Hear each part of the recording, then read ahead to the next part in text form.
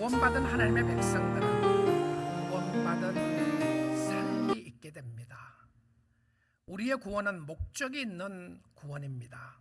우리는 천국 가는 것이 목표일 수는 있을지 몰라도 목적은 아닙니다. 하나님께서 우리를 구원하시고 이 땅에 살게 하신 하나님의 의도는 하나님의 영광입니다. 우리가 하나님의 자녀가 되고 난 이후에 우리의 삶은 그것으로 만족하고 끝나는 것이 아니라 구원 그 이후의 삶은 주를 위한 삶이어야 한다는 사실입니다. 예수 믿으면 구원받습니다. 맞아요. 그렇습니다. 근데 그 구원을 단순히 어디에 가는 비행기표를 산 것처럼 생각을 하면 중요한 의미를 놓치기가 쉽습니다. 나는 구원을 받아서 천국 가는 비행기표를 구입했기에 내가 가지고 있는 이곳으로 만족하다고 생각을 하면 아마 구원의 의미를 여러분은 거의 모르고 살아가게 될 것입니다. 많은 사람들이 예수를 믿고 교회를 다니면서 마치 최종 목표가 천국인 것처럼 그것으로 확인하려고 합니다. 예수 믿고 난 이후에 이 땅의 삶이 매우 소중합니다. 하나님이 여러분을 예수를 믿게 하고 난 이후에 이 땅에 살게 하신 이유가 반드시 있다고 하는 의미죠. 그래서 오늘부터 해서 구원 그 이후의 삶의 시리즈를 로마서 12장부터 해서 말씀을 전하기를 원하는데요. 우리의 삶 속에 구원의 기쁨과 은혜와 축복과 구원의 감격을 가지고 하나님을 잘 섬기기를 원합니다. 그래서 우리의 삶 가운데는 그러므로의 삶이 반드시 있어야 합니다. 예수 믿기 전과 예수 믿고 난 이후의 삶이라고 하는 의미에서 그러므로의 삶입니다. 로마서 12장 1절을 다시 한번 보도록 하겠습니다. 그러므로 형제들아 내가 하나님의 모든 자비하심으로 너희를 권하노니. 그러므로 형제들아 자매들아 성도들아 내가 하나님의 모든 자비하심으로 너희를 권하노니. 이미 예수를 믿고 난 이후에 성도의 삶에 대하여 잘 설명해 주고 있는 그러므로의 삶입니다. 여러분 성경을 읽으시다가요 그러므로가 나오면 반드시 그 전 내용을 전제로 해서 결론으로 설명을 하는 것입니다. 그래서 학자들이 이 그러므로 로마서 12장에 나오는 의미가 무엇인지에 대한 이야기들을 논의를 하게 되는데요. 이 그러므로의 의미가 로마서 11장 36절이라고 이야기를 하면 모든 영광을 하나님 앞에 돌린다 이 표현입니다. 그러므로 우리는 이렇게 살아야 한다 이 의미죠. 근데 또한 다른 학자들은 이렇게 이야기합니다. 이 그러므로는 로마서 전체를 요약하는 부분인데 특별히 1장부터 11장의 요약이다라고 하는 사람들이 있습니다. 여러분 혹시 로마서 1장부터 11장의 내용을 기억하시면 로마서 1장부터 11장의 내용은 교리적인 내용을 많이 다루고 있습니다. 어떻게 하나님이 자기 아들 예수 그리스도를 이 땅에 보내셨는지, 하나님의 사랑이 얼마나 크신지, 믿음으로 구원받는 것이 무엇인지에 대하여 이야기를 합니다. 그리고 그 구원은 전적인 하나님의 은혜라고 하는 것을 설명을 하고 있습니다. 이 의미가 로마서 11장의 결론인지 로마서 1장부터 11장의 결론인지 아니면 로마서 1장부터 8장까지의 결론인지 정확하게는 알지 못하지만 한 가지 분명한 사실은 확인할 수 있습니다. 그것은 무엇이었냐면 이전과 이후의 삶이 다르다는 것이죠. 예수 믿기 전의 삶과 예수를 믿고 난 이후의 삶이 다르다는 것입니다. 여러분이 예수를 믿고 난 이후의 삶에 그러므로가 있습니까? 그러므로 우리는 믿음으로 말미암아 구원을 받게 되었어요. 전적인 하나님의 은혜였고 하나님의 선물이었습니다. 우리가 한 것은 아무도 없고 예수 그리스도가 십자가에서 모든 것을 다 이루어 놓았습니다. 그러므로 우리는 어떻게 해야 되죠? 아무것도 안 하고 놀면 됩니까? 그럼 우리는 그냥 구원받았으니까 내가 어떻게 살아도 상관이 없습니까? 내가 예수를 믿는 것이 전적인 하나님의 은혜였기 때문에 내가 할 것은 이제부터는 아무것도 없다는 말입니까? 내가 무엇을 해도 상관이 없단 말입니까? 라고 하는 질문을 사도 바울은 생각을 한 것 같습니다. 염두에 두고 12장부터 써내려가기 시작했다는 생각을 하게 합니다.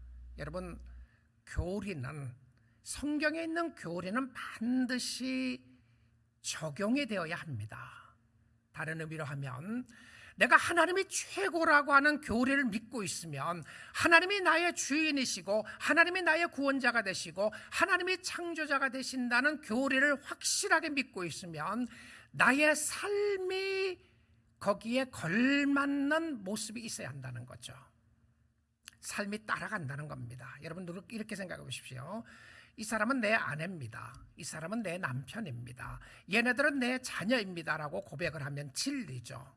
아내를 향하여 이 사람은 내 아내입니다라고 이야기를 하면 아내에게 걸맞는 행동이 따르게 됩니다. 이 사람은 내 아내입니다라고 이야기를 하고 나서 다른 여자들도 다 좋습니다, 다른 여자들하고 어떤 관계를 가져도 상관없습니다라고 말할 사람 아무도 없을 것입니다.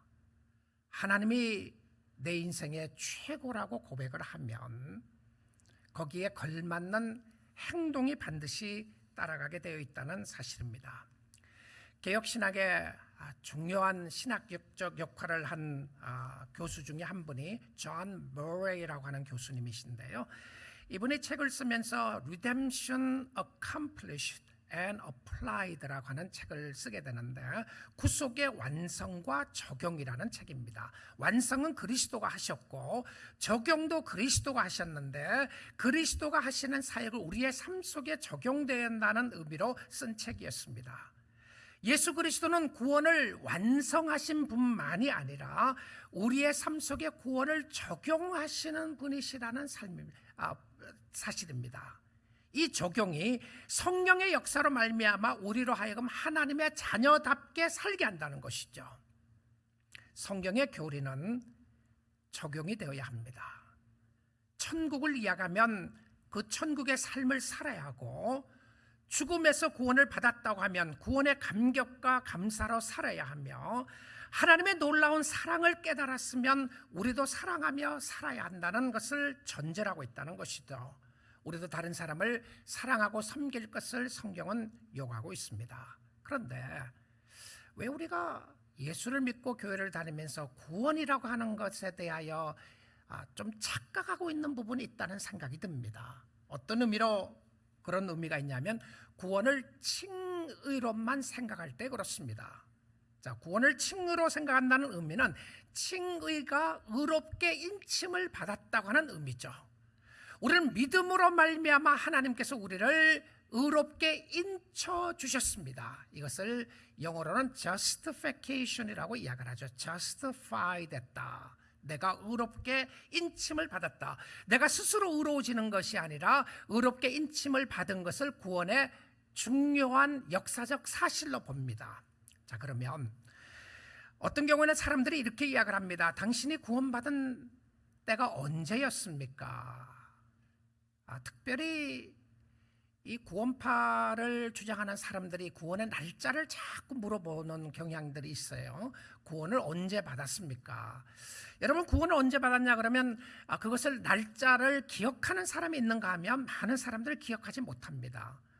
제가 구원을 언제 받았느냐라고 여러분이 저에게 물으시면 전 모르겠습니다. 정말 모르겠어요. 언제 구원받은지 모르겠어요. 물론 내가 헌신했던 시간은 있습니다. 근데 어릴 때부터 교회를 다녔기 때문에 그 구원이 언제 이루어졌는지는 확실치가 않아요. 여러분, 날짜가 정확하지 않아도 괜찮습니다. 그런데 한 가지 분명한 것은 여러분이 구원받은 확실한 증거는 필요하다는 거죠. 그 확실한 증거가 무엇입니까? 생명입니다. 죽은 사람과 사는 사람이 확실하게 차이가 납니까, 안 납니까? 내가 죽었는지 살았는지 모르겠다고 하는 것은 죽은 겁니다. 죽었는지 살았는지 모르는데 어떻게 살아있다고 장담할 수 있겠습니까? 살아있는 사람은 확실하게 내가 살아있다고 말하는 사람들입니다. 예수 안에서 구원받은 사람은 그 날짜와 그 시간이 언제인지는 몰라도 확실한 것은 내가 변했다라고 하는 확실한 증거가 있다는 것이죠. 그런데 이 구원의 역사 속에 칭의만 있는 것이 아닙니다.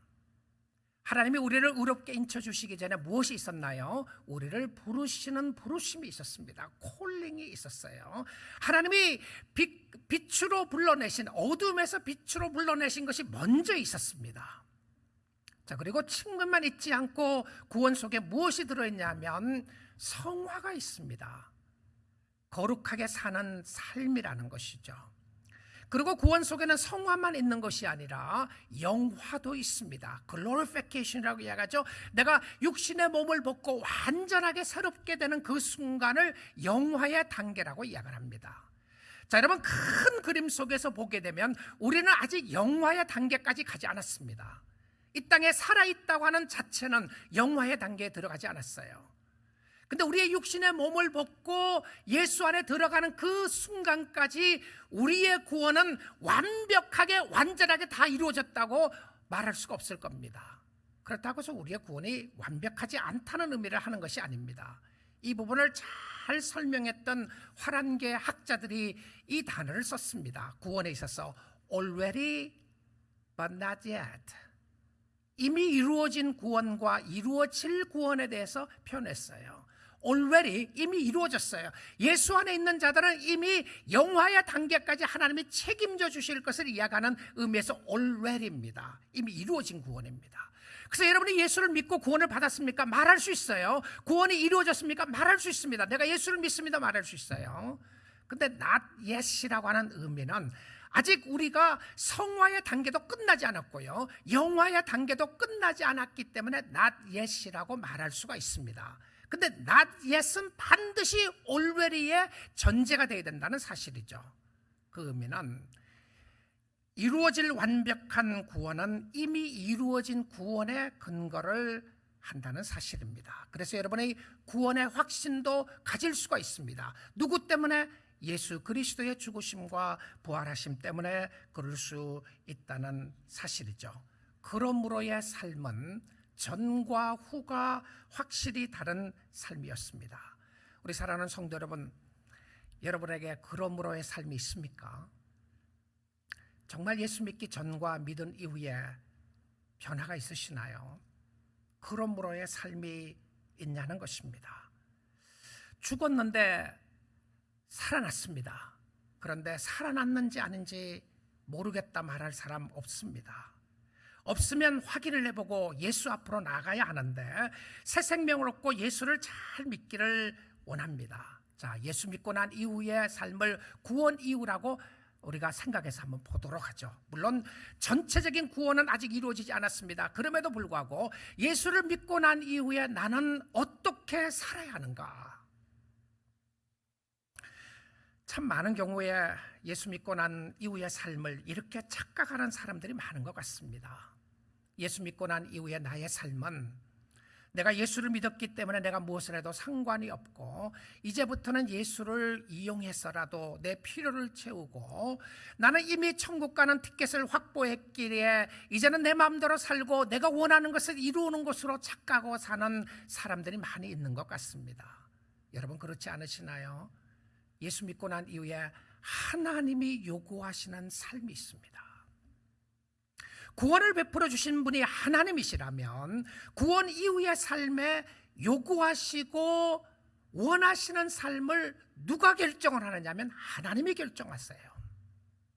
구원 이후의 삶을 내가 결정하는 것이 아니라 하나님이 결정을 하시는데 하나님이 성경을 통해서 구원 이후의 삶에 대하여 이렇게 살아야 한다라고 로마서 12장부터 말씀을 하고 있습니다. 우리 사랑하는 성도 여러분, 영광스러운 구원을 얻은 믿음의 가족 여러분, 여러분이 가장 먼저 예수 믿고 난 이후에 가장 중요하게 드려야 할 것이 있습니다. 드려야 할 것이 있어요. 예수 믿는 사람들이 반드시 드려야 할 것인데 그 드려야 할 것은 무엇이었냐면 예배입니다. 예배. 가장 소중하게 여긴 것 중에 하나가 예배인데 여러분 혹시 예배라고 하니까 날짜와 형식을 가장 먼저 생각할 수가 있습니다. 날짜와 형식이 중요합니다. 그래서 오늘 우리는 주일 예배를 이곳에서 드리고 있습니다. 예배 속에는 찬양이 있습니다. 예배 속에는 기도가 있고, 예배 속에는 말씀이 있고, 예배 속에는 헌금을 드리고, 그리고 나서는 나는 예배를 다 드렸다고 말할 수 있어요. 나는 예배를 드렸습니다. 요일과 또 형식이 중요하지만 그럼에도 불구하고 우리가 놓치지 말아야 될 부분이 있습니다. 이것만으로 예배를 다 드렸다고 하면 여러분 주일날 예배 드리고 나면 끝입니다. 그렇지 않아요? 나 예배 드렸어요. 교회 갔습니다. 나 찬양했어요. 나 기도했습니다. 나 말씀 들었어요. 나 헌금 드렸습니다. 나 교제했습니다. 그래서 예배를 다 드렸습니다고 말할 수가 있을 것입니다. 그런데 여러분 예배 속에서 반드시 드려야 할 요소가 있습니다. 이것 매주마다 드려야 합니다. 그리고 계속 확인해 보아야 하는데 말씀 12장 1절 말씀 다시 보겠습니다. 자, 그러므로 형제들아, 예수 믿는 사람들에게 이야기합니다. 자매들아, 내가 하나님의 모든 자비하심으로, 하나님의 긍휼하심으로, 하나님의 사랑하심으로 너희를 권하노니 무엇을 드리라고 되어 있습니까? 너희 몸을 하나님의 기뻐하시는 거룩한 산 제물로 드리라. 이는 너희가 드릴 영적 예배니라. 자, 예배를 드리는데 예배 속에 정말 드려야 할 것이 무엇입니까? 너희 몸입니다. 어떤 의미로 생각하면 이렇게 볼 수 있어요. 아, 영으로 예배하면 됐지, 마음으로 예배하면 됐지, 우리의 마음을 하나님이 아시니까 하나님 앞에 마음을 드리면 됐지, 그렇게 생각할 수 있을 텐데 오늘 여기 본문 말씀에서는 뭐라고 이야기를 하고 있냐면 우리의 몸을 드려야 한다고 이야기해요. 몸을 드려야 한다. 우리는 추상적으로 예배를 드릴 수 있습니다. 그런데 구체적인 섬김을 요구하십니다. 몸을 드린다고 하는 것은 섬김을 요구하시는 거죠. 여러분 이 자리에 함께 있어야 하고, 하나님 앞에 여러분의 몸을 드린다고 하는 것은 전적으로 여러분의 삶을 드리는 겁니다. 예배는 생각만 있지 않아요. 예배는 영만 있지 않습니다. 예배는 반드시 여러분의 몸이 하나님 앞에 드려져야 되는데요. 자, 우리가 생각해 보겠습니다. 왜 몸인가? 왜 몸을 드려야 하는가? 고린도전서 6장 19절에서 20절 확인해 보겠습니다. 너희 몸은 너희가 하나님께로부터 받은 바 너희 가운데 계신 성령의 전인 줄을 알지 못하느냐? 무엇을요? 너희 몸은 하나님께서 주신 성령이 거하는 성전이다. 무엇이요? 내 몸입니다. 누구의 몸? 여러분의 몸이에요. 여러분의 몸이 어떤 몸이냐면 존귀하고 귀한 몸인데 그 몸을 하나님이 기뻐하는 성령의 전이래요. 무슨 의미죠? 여러분이 이 땅에 살아가시는 동안 여러분의 영을 담을 수 있는 유일한 그릇은 여러분의 몸입니다.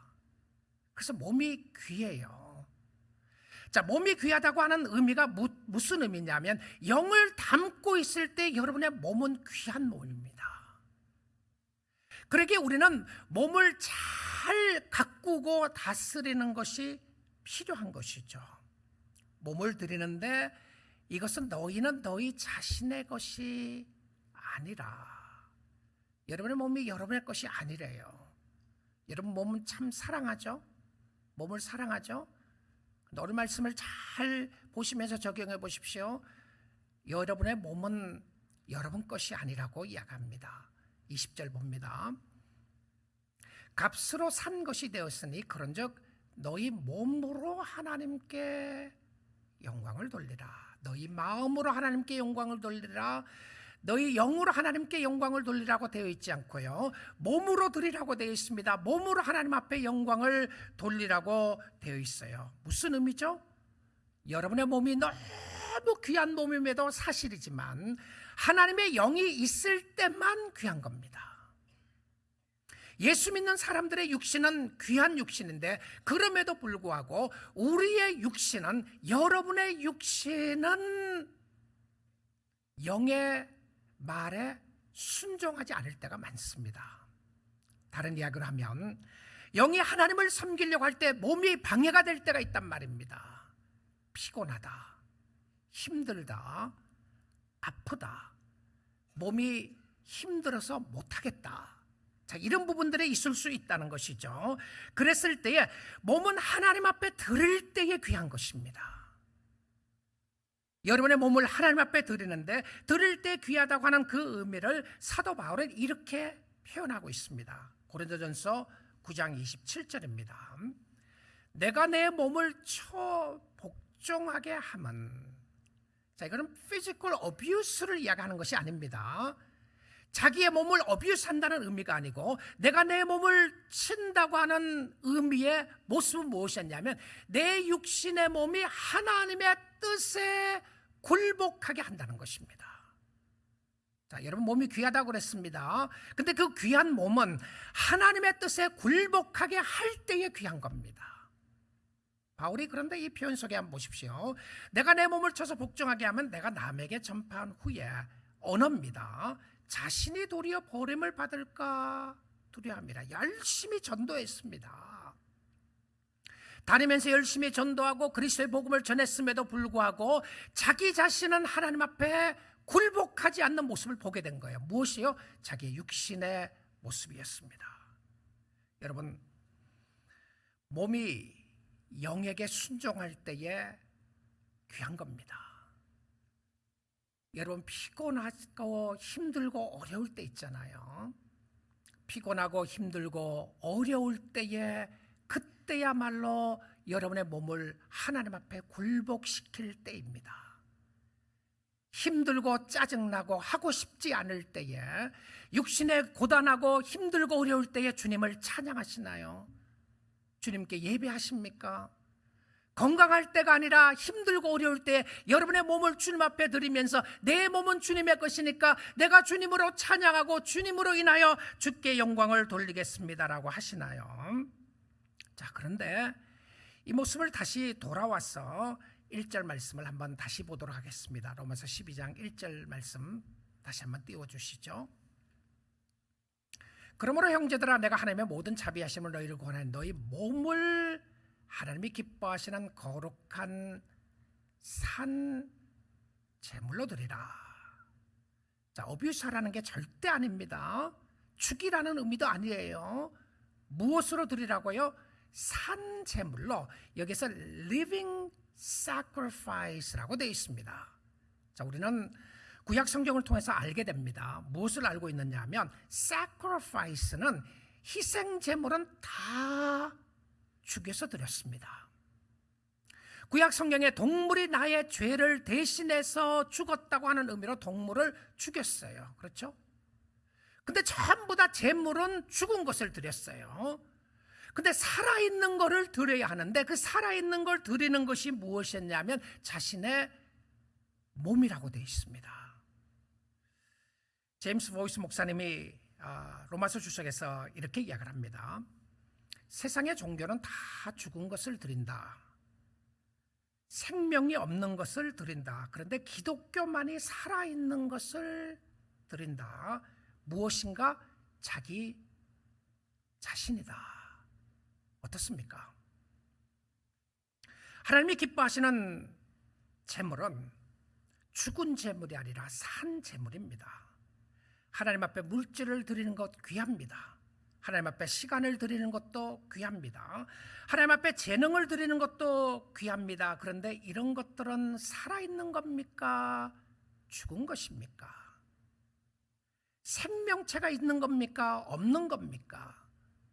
물질이 귀하지 않고 드리는 것이 귀하지 않다는 의미가 아니라 실질적으로 주님이 요구하시는 것은 살아있는 재물이 드리는 물질이 귀한 것이고요. 살아있는 삶이 자신의 삶을 드리는 것 가운데 시간을 드리는 것이 귀한 것이지, 주님은 여러분에게나 우리에게 물질을 요구하시고 시간을 요구하시기 이전에 우리에게 요구하시는 것은 여러분의 몸을 드리는 것이라고 이야기를 하고 있습니다. 생명체를 드려야 한다는 것이죠.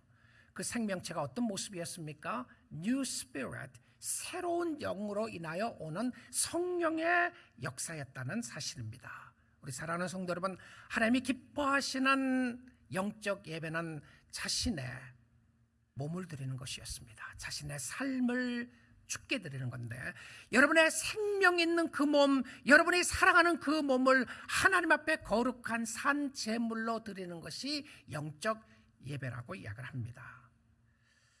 그 다음 부분을 보게 되면 영적 예배는 자신의 삶을 드리는 것만이 아닙니다. 영적 예배는 무엇을 드리며 어떻게 살아야 하는지를 로마서 12장 2절을 통해서 보겠습니다. 너희는 이 세대를 본받지 말고 오직 마음을 새롭게 함으로 변화를 받아 하나님의 선하시고 기뻐하시고 온전하신 뜻이 무엇인지 분별하도록 하라. 몸을 드리라고 되어 있죠. 마음이 없는 몸을 드립니까? 아니에요. 마음도 드리셔야 합니다. 오직 마음을 새롭게 함으로. 자, 이 말씀을 보게 되면 하지 말아야 될 것 한 가지와 해야 될 것 두 가지를 이야기합니다. 영적 예배를 내가 다 하나님 앞에 드리고 있다. 찬양을 했습니다. 기도를 드렸습니다. 귀한 것들입니다. 근데 영적 예배 가운데 여러분의 삶 속에 하나님이 요구하시는 것이 있어요. 그것은 무엇이었냐면 이 세대를 본받지 말고. 도대체 이게 무슨 말이죠? 이 세대를 본받지 말려고 하는 의미가, 이 세대는 자기가 중심이 된 자아의 세대입니다. 자, 여전히 예수를 믿는다고 고백을 하고 교회를 다님에도 불구하고 여전히 이 세대와 저 세대, 이 세대와 오는 세대를 구별하지 못하고 분별하지 못하는 사람이 있을 수 있어요. 무슨 의미냐면 아무런 변화가 없이 예수는 믿었다고 하는데 여전히 자기가 중심되어 있는 세상 속에 살아간다면 어쩌면 여러분은 구원받지 않았을 수도 있습니다. 구원 이후의 삶 속에 반드시 들어가야 될 상황 중에 하나는 무엇이었냐면 이 세대를 본받지 않는 거죠. 이 세대는 자기가 중심이 되고 자기가 모든 것을 주관하는 자아의 세상인데 이것은 하나님 없이 사는 세상입니다. 여러분, 오늘날 세상을 한번 보십시오. 정말 발버둥 치는 것이 전부 다 누구 중심입니까? 자기 중심 아니에요. 내가 중심이 되고 내 뜻대로 안 된다, 내 계획대로 안 된다, 내가 힘들고 어렵다, 전부 다 내 중심으로 살아가고 있습니다. 그러는데 예수 믿는 사람들은 이 세대가 아니라 하나님의 세대를 바라봅니다. 오는 세대를 바라보고 하나님을 의지하고 하나님을 따라가게 되는데 우리가 해야 할 것은 무엇이었냐면 변화를 받는 것입니다. 오직 마음을 새롭게 함으로 변화를 받아. 우리의 변화의 역사는 성령의 역사죠. 그렇죠?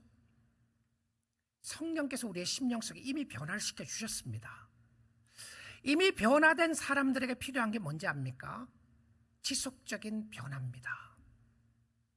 개혁이 있는 사람들에게 그것으로 끝나는 것이 아니라 지속적으로 우리의 마음을 새롭게 해야 되는 거죠. 오직 너희는 마음을 새롭게 함으로 변화를 받아. 그리고 세 번째는 무엇입니까? 하나님이 기뻐하시고 온전하신 뜻이 무엇인지를 분별하라. 여러분, 우리는 변화를 늘 이렇게 생각을 하고 있습니다. 왜 저 사람이 안 변하느냐? 교회 와서 저 사람이 20년, 30년 교회를 다닌다고 하는데 왜 저 사람은 안 변하느냐? 우리 남편 변화시키려고 발버둥 치고 오랫동안 해봤습니다. 아내를 변화시키려고 발버둥 치고 해봤는데 잘 변하던가요? 여러분, 우리는 알고 있지 않습니까? 포기하고 있다는 사실을요. 이것은 실질적으로 삶의 포기를 의미하는 것이 아니라 내가 변화해야 될 요소 속에 필요한 요소는 누구냐면 남편이 아니고 아내가 아니고 자녀들이 아니고 누구가 아니라 자기 자신입니다. 변화를 받아야 할 사람은 누구라고요? 자기 자신이에요. 내가 변해야 되는데 우리의 삶 속에 다른 사람을 변화시키려고 하다가 철저하게 깨달은 진리가 있지 않습니까? 안 된다는 사실을 말입니다. 변화의 요소 속에 우리가 필요한 것은 하나님을 신뢰하는 것입니다. 하나님 앞에 기도하는 것이었고 하나님 앞에 나아가는 것이었지만 내가 그 사람을 변화시키는 것이 아니지만 나는 나 자신을 변화시킬 수 있습니다. 성령의 역사로. 어떻게 해요? 하나님 앞에 나아갈 수 있는 역사가 있게 되는데 변화는 나로부터 시작합니다. 여러분으로부터 시작한다는 사실이죠. 여러분 자신의 죄악된 모습을 바라보십시오. 이 세대 속에서 살아가면서 얼마나 세상의 원리와 세상의 방법대로 살아가고 있는지요. 여러분의 삶 속에 그리스도의 통치와 그리스도의 다스림이 있는지를 한번 보시기를 바랍니다. 두 번째 해야 될 것은 하나님의 뜻을 분별하는 것인데요, 이 하나님의 뜻을 분별하는 데 있어서 전치사로 세 가지를 이야기를 하고 있습니다. 하나님의 뜻 속에 세 가지를 이야기하는데, 하나는 선하시고, 그 다음은 기뻐하시고, 그 다음에는 온전하신 뜻이 무엇인지 분별하도록 하라. 하나님의 좋고 기쁨이 되고 완전한 뜻이 무엇인지 분별해라. 여러분, 하나님의 뜻에 이야기를 하면 많은 경우에 하나님의 뜻의 기준을 나에게 맞출 수 있습니다. 내가 좋은 거 하나님도 좋아하시겠지 생각하죠. 내 마음 기쁜 거 하나님이 기뻐하고, 내가 사랑하는 하나님이 사랑할 것이라고 생각을 하는데, 하나님의 뜻의 기준은 내가 아니라 하나님입니다. 하나님이 좋아하는 것이 무엇인지, 하나님이 기뻐하시는 것이 무엇인지, 하나님의 온전한 뜻이 무엇인지를 물어보는 것이죠. 나의 만족이 아니라 하나님의 만족입니다. 우리는 정말 별로 묻지 말아야 될 질문들을 물을 때가 있어요. 주님, 오늘 그 사람 만나는 게 하나님의 뜻입니까?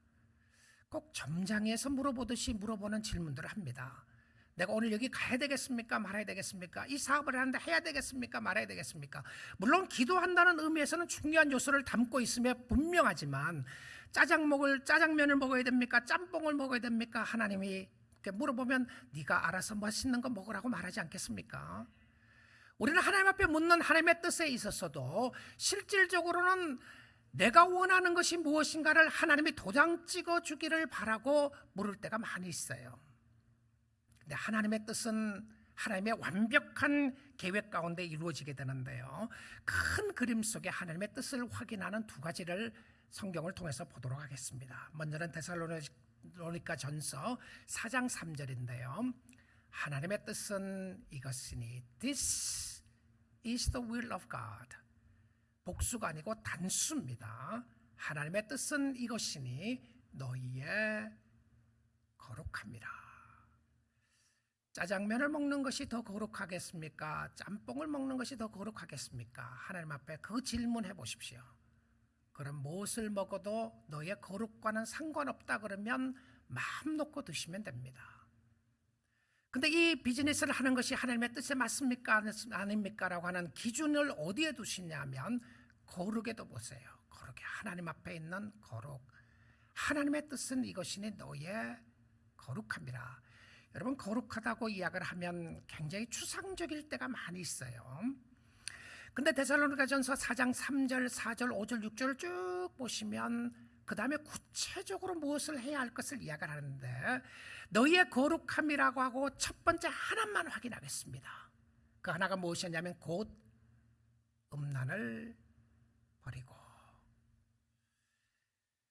여러분의 마음속에, 생각 속에 가득 차 있는 음란의 마음 버리는 것, 거룩의 첫걸음입니다.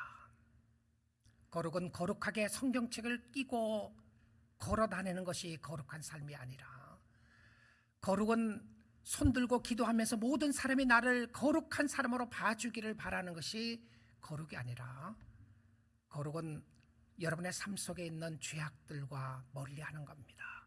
그 중에 하나 어떤 죄라고요? 음란의 죄입니다. 은밀하게 즐기고 있는 음란의 죄가 있습니까?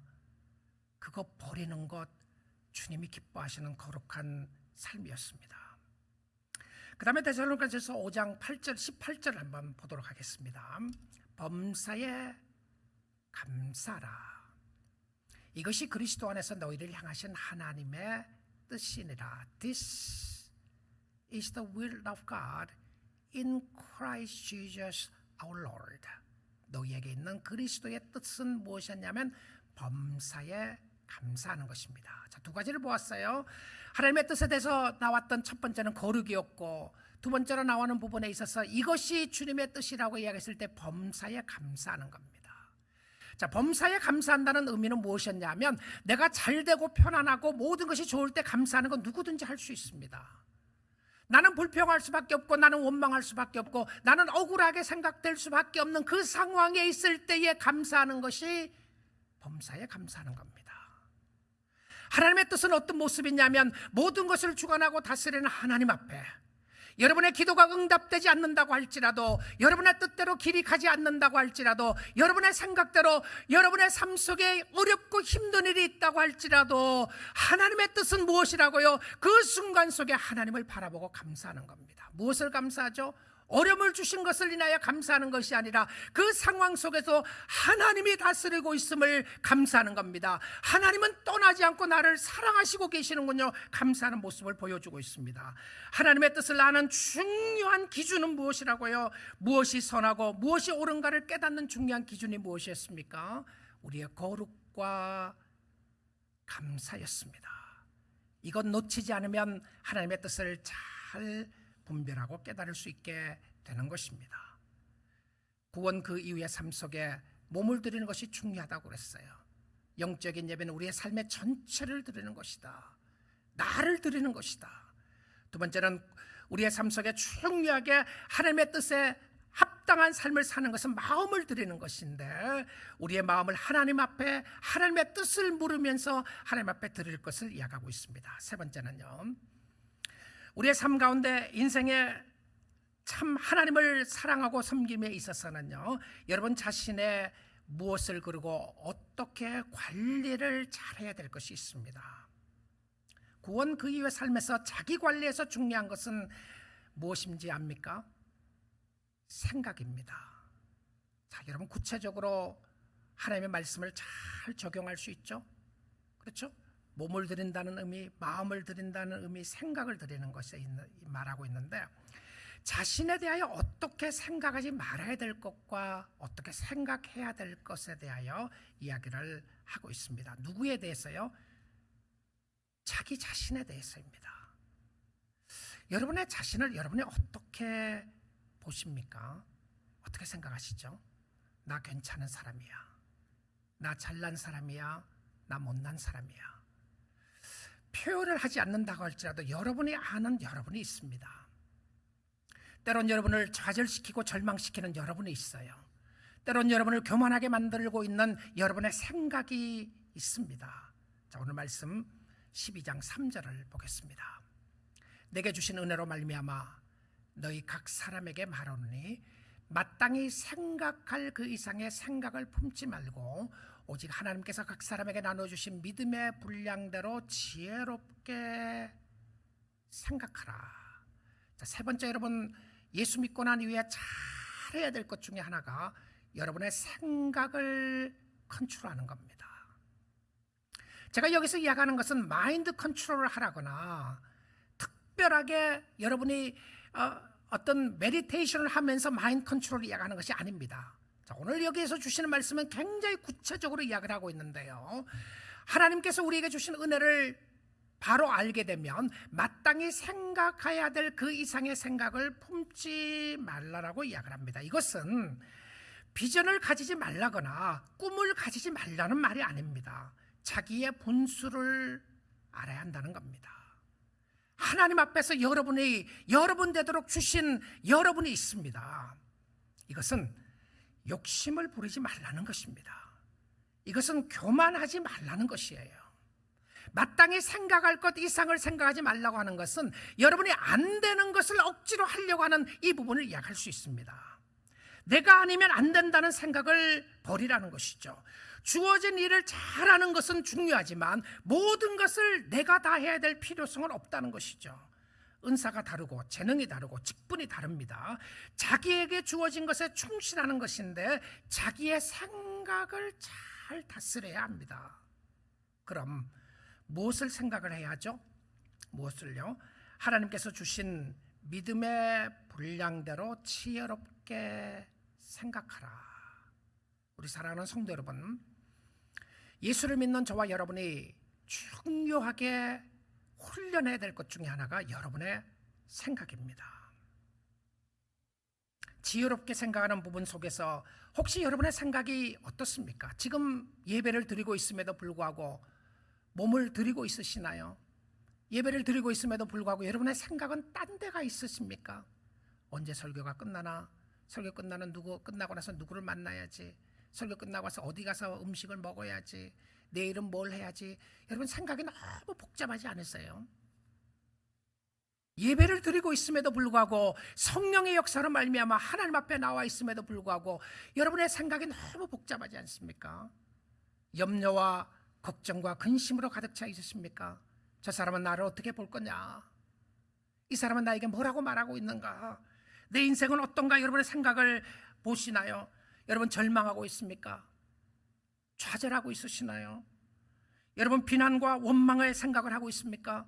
여러분 자신을 생각하면 억울하다는 생각이 자꾸 드시나요? 내 삶은 왜 이렇게 억울하냐? 내 삶은 왜 이렇게 꼬이느냐?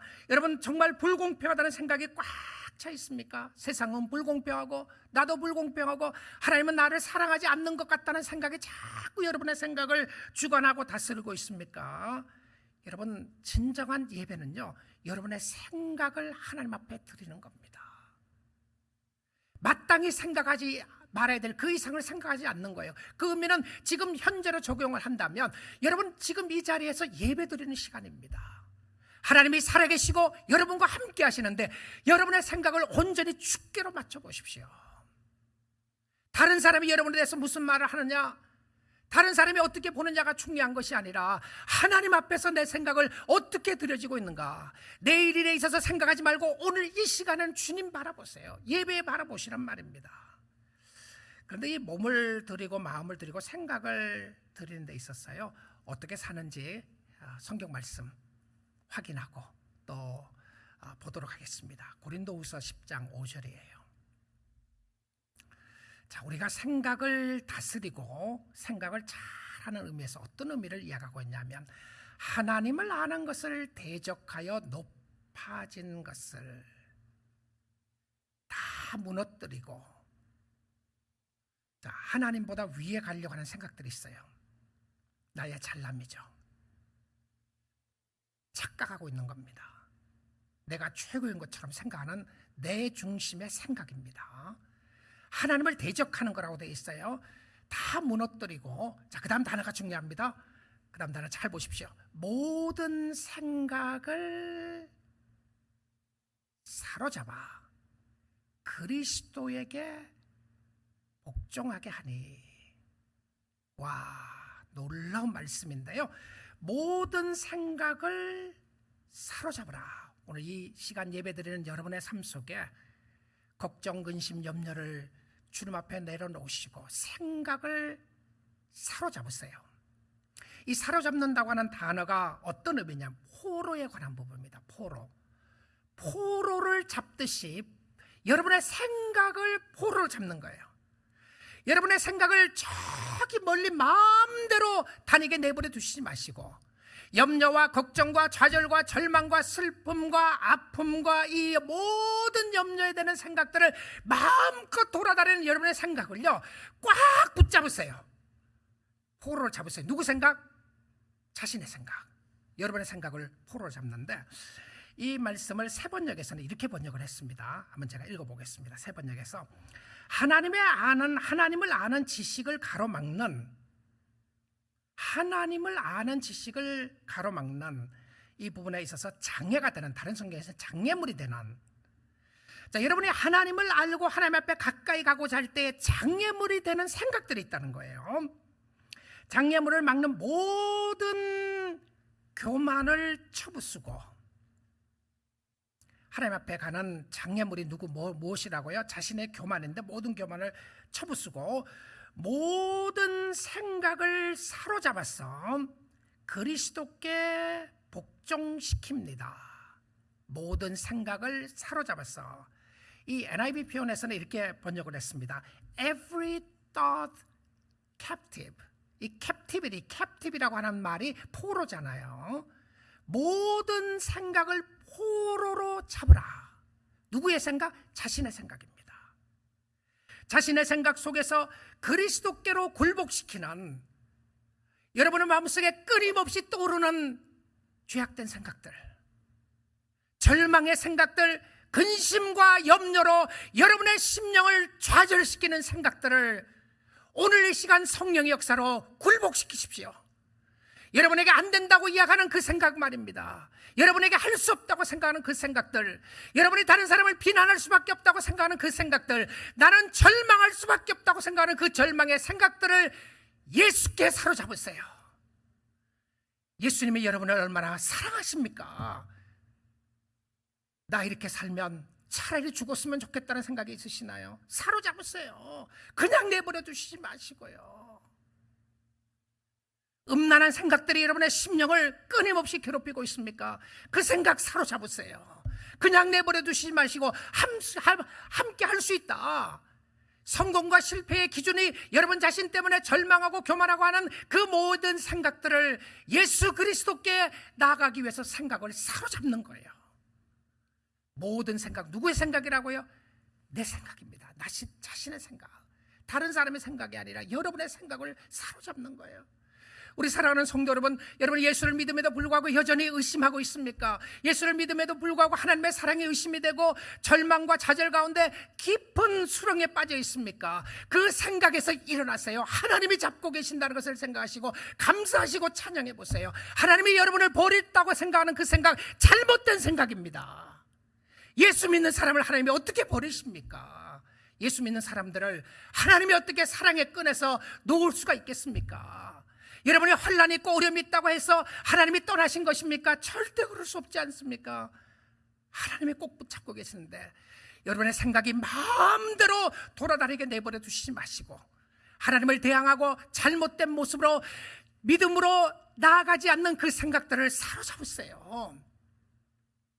세상에 성공하지 못하면 예수도 제대로 못 믿는다는 생각 사로잡으세요. 누구 때문에 절망됐다고 생각하는 그 생각 사로잡으세요. 그리고 하나님 앞에 굴복시키십시오. It's okay. 하나님이 계시면 괜찮잖아. 하나님이 나를 사랑하시잖아. 하나님이 나와 함께 하시잖아. 여러분 구원 이후의 삶은 여러분의 생각을 사로잡는 훈련을 하셔야 됩니다. 넘어졌을 때 다시 일어나는 훈련을 하셔야 되는데 어디서부터 시작한다고요? 생각에서부터 시작합니다. 몸도 드려야 합니다. 마음도 드려야 합니다. 그 다음에 드려야 할 것이 여러분의 생각입니다. 생각이에요. 자, 근데 이 몸과 마음과 생각을 드리는 삶이 어떻게 가능하죠? 내가 어떻게 나는 생각하고 싶지 않는데 자꾸 생각이 난다. 그렇죠? 나는 생각을 바로 하려고 하는데 자꾸 엉뚱한 생각이 난다. 어떻게 해야 되죠? 이 구절 보고 말씀 마치도록 하겠습니다. 빌립보서 4장 6절에서 7절입니다. 아무것도 염려하지 말고 Do not be anxious about anything. Anxiety. 막 그냥 우울하고 절망되고 낙심되는 마음이 확 몰아쳐오는 거죠. 아무것도 염려하지 말고 다만 모든 일에 기도와 간구로 너희 구할 것을 감사함으로 하나님께 아뢰라. 기도하세요. 성도는 기도하는 사람들입니다. 기도하셔야 합니다. 여러분의 생각이 마음대로 돌아다니고 너무나도 여러분의 마음이 절망되고 좌절할 때 기도하라는 사인입니다. 기도하세요. 기도를 놓치시면 안 됩니다. 기도의 끈을 놓치시면 안 돼요. 하나님께 아뢰라. 7절입니다. 그리하면 모든 지각에 뛰어난 하나님의 평강이 여러분의 마음을 다 아시고 환경과 상황을 다 바꿔주실 겁니다. 이렇게 돼 있어요. 여러분의 힘들고 어려운 절망적인 상황을 다 바꿔줄 겁니다. 그렇게 돼 있습니까? 그리하면 모든 지각에 뛰어난 하나님의 평강이, 모든 지각에 뛰어났다고 하는 의미는 가장 똑똑하신 하나님이, 이런 표현입니다. 가장 머리가 좋으신 하나님께서, 모든 것을 다 보시는 하나님께서 그리스도 예수 안에서 너희 마음과 생각을 지키시리라. 할렐루야입니다. 마음과 생각을 누가 지키세요? 하나님이 지키세요. 하나님이. 그런데 우리는 무엇을 하라고요? 기도하라고 되어 있습니다. 감사함으로 기도하라. 여러분, 예수 안에 대반전이 있습니다. 바로 그 아픔 때문에 주님을 가까이 만날 수 있고요, 그 절망적일 수밖에 없다고 생각하는 환경 때문에 하나님을 새롭게 만날 수 있습니다. 여러분, 그것이 하나님이 주시는 은혜의 삶이었고 축복의 삶이었습니다. 사랑하는 성도 여러분, 구원 이후의 삶은 익사이딩한 삶입니다. 기대할 수 있는 삶이에요. 이것이 더 구원받은 은혜와 축복이 얼마나 큰지를 확인하는 삶인데요. 하나님을 가까이 가서 만나시고 하나님을 찬양하시고 영광을 돌려드리시면서 여러분의 삶을 온전히 남은 여생 예수 그리스도를 위해서 자신을 드리고 자신의 삶과 생각을 하나님이 주관해 주시기를 바라고, 하나님 앞에 온전히 마음을 다해서 주님 앞에 드려서 주를 섬기는 축복이 있기를 주님의 이름으로 축원드립니다.